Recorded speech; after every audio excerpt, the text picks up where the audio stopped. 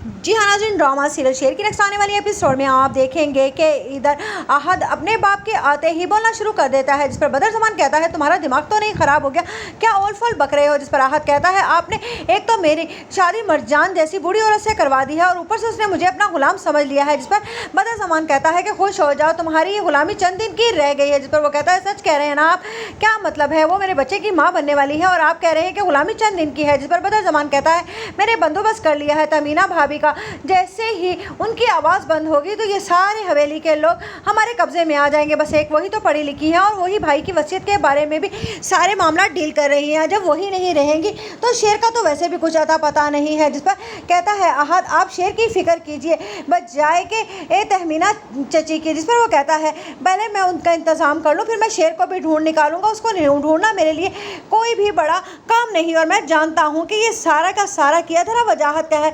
वैसे तो वजह से हमें कोई खतरा नहीं, वो भी तहमीना भाभी से बदला लेने के लिए यकीनन शेर को नुकसान ही पहुंचाएगा, इसीलिए मैं थोड़ा से सुकून में हूँ। उधर आप देखेंगे कि जब बार बार महरोश को तंग करता है फाहद, तो उस पर वो कहती है कि न जाने इन्होंने क्या सोच रखा है, शादीशुदा होकर भी न जाने क्यों गंदी नजरें मुझ पर डाली हुई हैं। मुझे ये बात अपनी मामा से करनी चाहिए या नहीं, ये ना हो कि उनके लिए कोई मसला बन जाए। वो तो पहले ही शेर भाई की वजह से बहुत ज़्यादा परेशान है।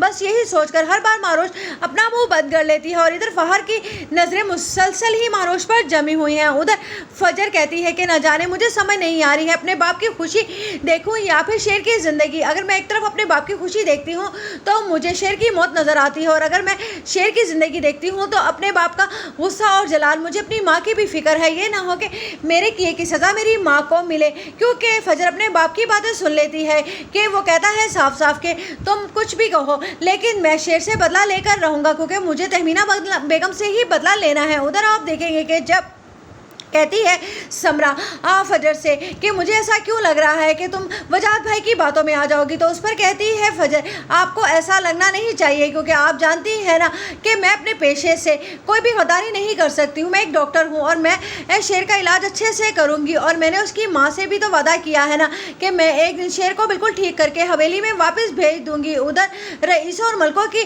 दुश्मनी आखिरकार फिर से फजर और शेर की मोहब्बत